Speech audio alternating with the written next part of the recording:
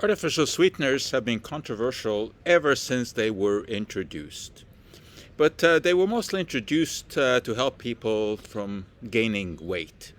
Today, however, there are many consumers who are resorting to artificial sweeteners because sugar is being connected to conditions such as hypertension, inflammation, and fatty liver disease. However, there's a new study that comes out that casts another shadow on artificial sweeteners. This one comes from France, and researchers there looked at over 100,000 people who, over a period of 11 years, filled out questionnaires about their diet, their health status, etc., quite some detail.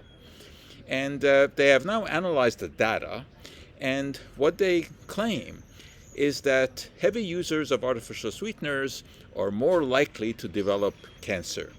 Now, of course, with a study like this, there are many confounders. For example, it's all based on filling out questionnaires about diet, and that's notoriously unreliable. And furthermore, although you try to correct for all kinds of things such as smoking and prior disease, it is impossible to correct for all biases.